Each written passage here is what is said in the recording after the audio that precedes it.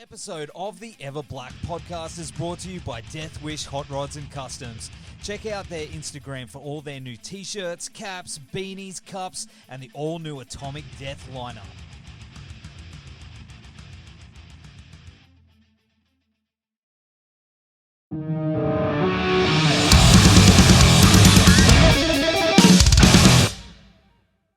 Well, of course, Dustin, thanks for taking the time to hang out on the show today.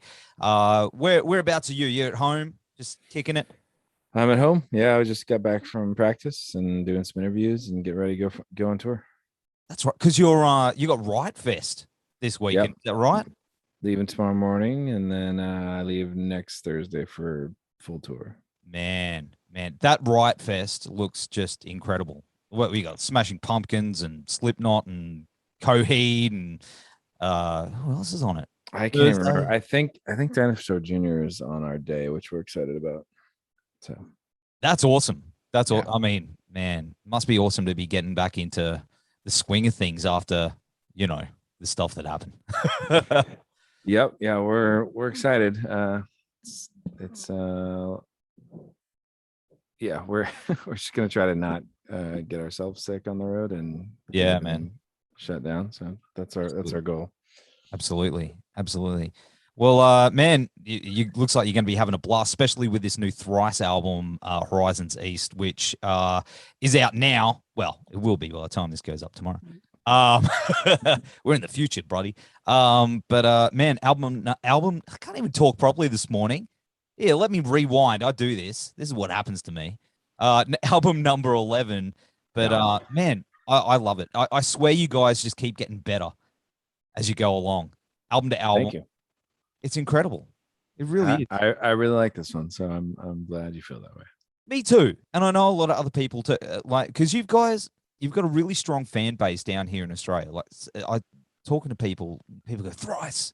They love Thrice so much, and I know they'll love it too. But 20 odd years into the career, I mean, what do you put that down to with the creativity and stuff? I feel like, as simple as it sounds, I think just us always trying to challenge and entertain ourselves and not cater to what we think someone might want to hear has been probably the key thing to that. Just because I think letting that stuff get inside your head of trying to guess what somebody wants is pretty rough for trying to actually be creative and follow ideas where they want to go. And yeah, for us, it's just been focusing on that first, making the music first, and the business of it very much second. It's been, as long as it's still really, really fun to create music together. So as long as that's going on, I think we'll keep doing it. Sounds like you got a mate in the background there that wants to jump on. Is it mine or yours? Yeah. Sorry, it's a bird. It's a crow. Get the new album. That's what he's saying.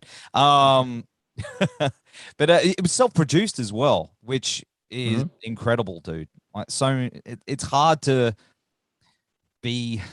I guess for a lot of bands, they get in their own heads a lot, So to produce something like that yourselves and make it pure, how was that? Yeah, I mean, we've done it enough now. We haven't done it fully since Beggars, but half the last record we did on our own, and I don't know, there's something really freeing about it. Just being like, here's the song, and let's try to get this part, and we're not worried about getting it perfect. We're trying to get like a really vibey, interesting take. And so I think there's a relaxed atmosphere in that, where you're not trying to translate your ideas and your intuitions to someone else. We've been doing it long enough where we just share a ton of that, and the stuff that we differ on is I think a lot of the places of interest too, where that tension brings something new out.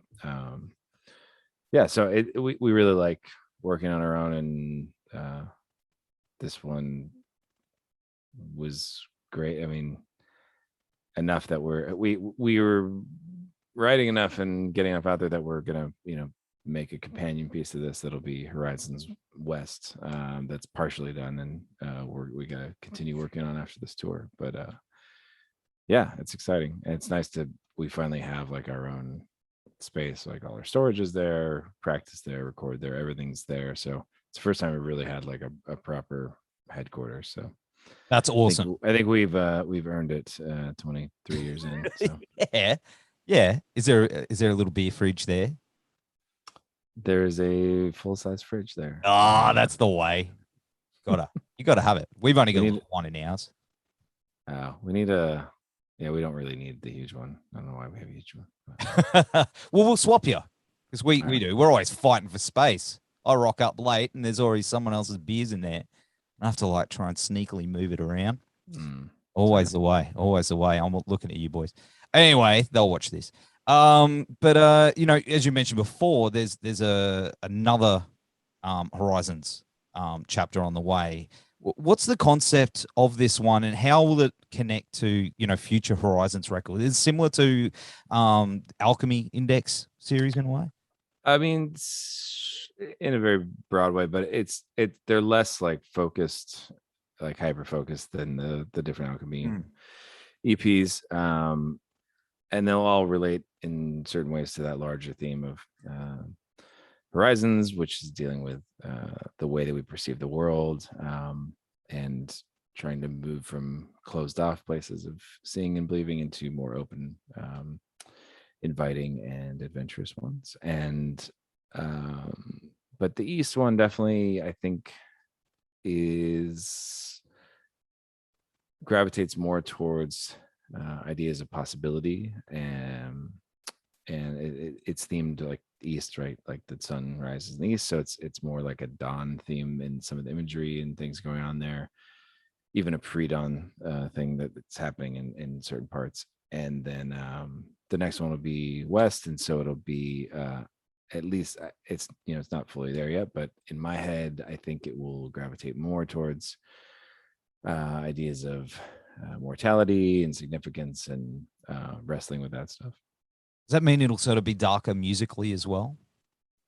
We'll see. I don't know. It's hard because I feel like certain parts of this one are fairly dark, but it does have people have commented on it almost has like a soothing quality overall, which I can see, but it's not, I mean, it's not something we were like going for necessarily, but there's and as diverse I think as the songs are, there is a feeling that moves through the record and kind of unites it. So absolutely. And correct me if I'm wrong, the cover looks like an eye. Mm-hmm. And then in some weird way, so does the cover of Palms. Is it connecting? You know what I mean? Maybe I'm looking into it too much, but I was staring at both of them going, is there some theme you're working with? Well, it is the same guy who designed them both, but this one definitely is built off an eye. The Palms one is built off this shape that 61 dots form into, which is like the numerical value of palms. It's weird stuff. Maybe, yeah. I was just seeing that it looked, because I mean, you had a few three of the thing. You've got eyes. There's something with eyes. Yeah, I mean, I tend to try to use physical symbols to get at larger realities. So especially for me, talking a lot about worldviews and ways of approaching the world, and eye is going to be a powerful symbol to play with. Yeah, absolutely. And the opening track, Color of the Sky, mate, what an incredible track. It reminds me sort of late era Bowie in a way. Was that some kind of influence? It has that sort of jazzy sort of float to it.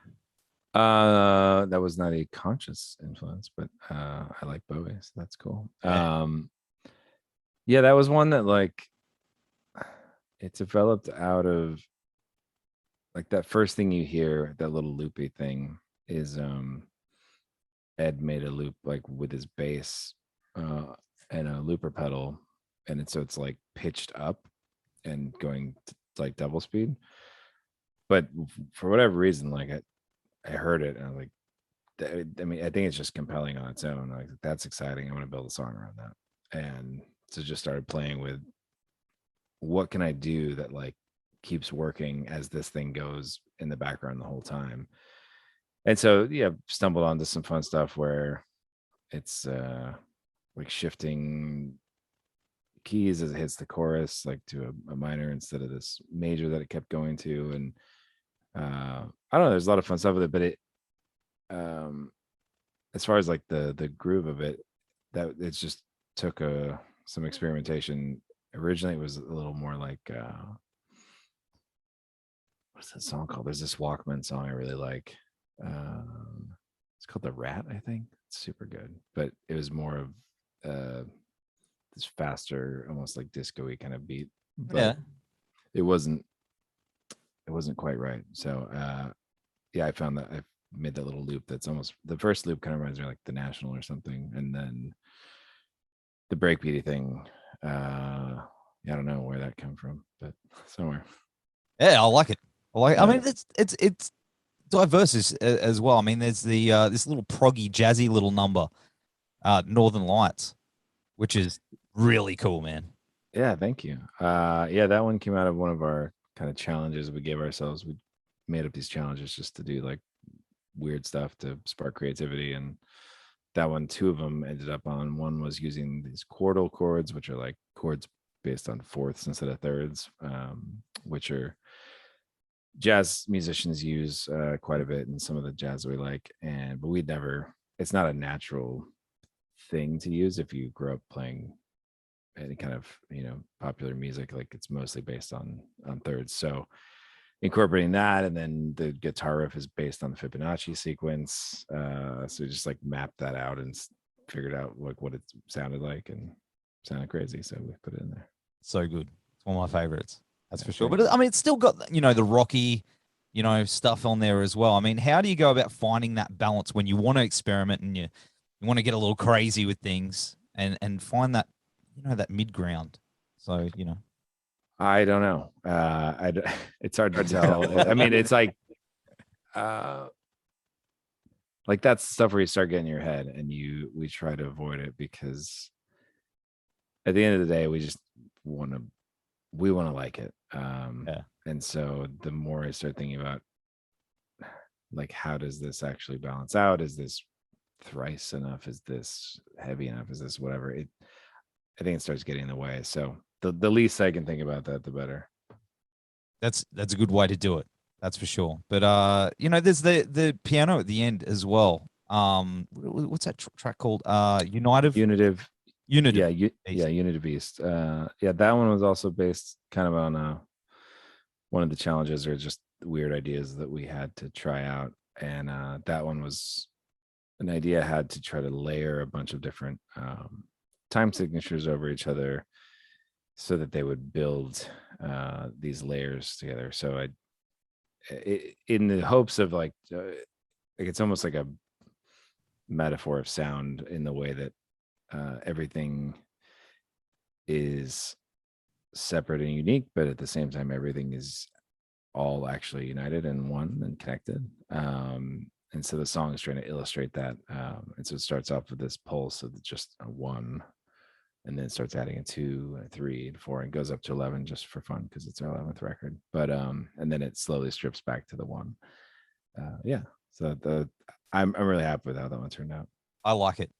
Is that MIDI, the piano, or is it actual? No, I demoed it originally just on the computer to see if it would work at all, and just kind of like I was just going up in scales as I went a little bit, like to separate it all. But almost all the stuff that's on there was like the original notes that I was playing, that I just to test it out. I was like, Yeah. Okay. But no, we recorded it with my old piano, which has moved, like it's the same piano that we used on Northern Lights, but it's moved like 8 or 9 times, and it's never been tuned since I've owned it. And it's just got a good vibe to it. Mate, it sounds amazing. There's something about it, you know, that depth you know, in a piano like that. It's very cinematic, that song too. Have you ever been hit up for soundtrack work and stuff like that?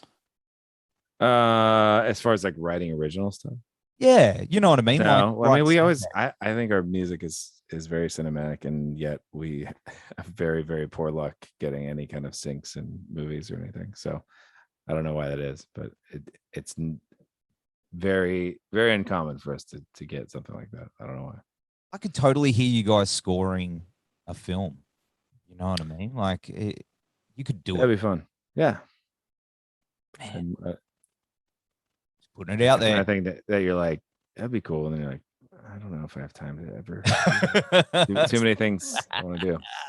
Especially when you got kids and trying to keep things rolling all the time. Yeah. I know, dude. I totally know. But of course, I mean, you've written some of the most beautiful, emotionally driven songs ever. Like Hurricane is so powerful, dude. That song hits me every time I hear it. Every time, man. Is that hard for you, wearing your heart on your sleeve and putting that stuff out there to the world? You know what I mean? Yeah, I'm naturally very guarded. But I've realized that I can, like in a song, if I don't go so like specific about like it's not super super autobiographical, but the emotion that is contained in it is real and visceral, like it's going to go a long way, and probably be the best of both worlds in terms of like other people connecting to it and me connecting to it, because if I can push it away just a little bit, there's enough of a distance to actually be more vulnerable with the emotional quality of it. And connect more that way. So man, that's one thing when I talk to people about Thrice, they're like, man, those dudes know how to write them, eh? That's awesome. Everyone, you know, people connect to your tunes, man. It must be such a special thing, especially when you're touring and you're hearing people's stories and how they connect to the music and those songs. And yeah, man, it's very cool. Music is a trip. Absolutely. Yeah. Absolutely. Well, you know, was it 21 years since Identity Crisis? Is that right? We've been a band like 23 years at this point, so maybe something like that. 21 and a half since it came out. I don't know when it came. I can't remember what year it came out. It was 2000. Man, dude. 99. I can't remember. You don't really. Do you celebrate those things as bands? You look back and you go, man, this came out 20 years ago. I mean, 20 was a big deal, and now we're like, someone just said the other day, like, so 23 years is like, really? Oh, I guess so. Damn. So I'm sure 25 will be fun just because it's a quarter century, but yeah. And same lineup too, man. Most bands, you haven't murdered each other yet. It's hard enough to sort of get through 5 years as a band, but that's a big thing, dude. Yeah, for sure. We're really, I think we're really fortunate. Just we're all pretty mellow people, so we've got our own intentions, but there's not like someone who's driving everyone crazy all the time and causing problems. That's a good thing. Yeah, that's it. You know, there's only very few bands I can think of that are like that. Like down here, we've got Shehad. Have you heard of Shehad? Very big New Zealand. Well, New Zealand, but we claimed them. They've had the same lineup for like 30 years. Oh wow, that's cool. Man, they still know how to write those bangers. Awesome. And they just best mates, just rocking out. That's how it should be done, eh? It's just yeah. Well, my wife and I saw you many years ago. I think it was with Alkaline Trio, or maybe it was Thursday. I can't remember, down here, and that was a very very long time ago. That was the first time I saw his, when I first got together with my wife. Do you remember anything about those tours? Yeah, so I think it was Hot Water Music and Alkaline Trio, and they're both friends of ours that we played with a bunch of times. So that was a great combination. Man, what a good man! That was a good show. I just remember us being really young, and now I missed you the last time. It was Devo. I was devastated. Oh, I'm sorry. Oh, It was fun. We hadn't been forever too. I know. So you got to be coming back at some point, hopefully. Yeah, as soon as that makes sense with everything. So, yeah. I know, but I'm excited. I'm genuinely excited for you and my mates over there that are going around and playing shows again, and because I know how important it is for you guys. So how much planning have you sort of gone into it? It's more than usual, I'm guessing. Yeah, I should probably go after this one because I got to get to that. Oh, of course, man. Yeah. Sorry, dude. That's okay. But yeah, it's been a lot of it's a totally different setup. It's gonna be weird. Just we're not gonna have like any guests backstage. Yeah. We're not gonna have other bands in our dressing room, just because if we get sick, the whole thing's gonna get shut down. That's so many people's livelihood is affected. So yeah, it's gonna be weird, but we're excited to get out there and play music and share that moment with people. So absolutely. And hopefully we'll see you soon, Dustin. Thanks for hanging out on the show, man. The new Thrice album, Horizons East. I told you I'm struggling this morning. Is out now. We'll have the links down here. Take care, brother, and we will see you very soon, I hope. Dude, thanks so much for having me. Appreciate it. Thanks, bro. Have a good day. Cheers.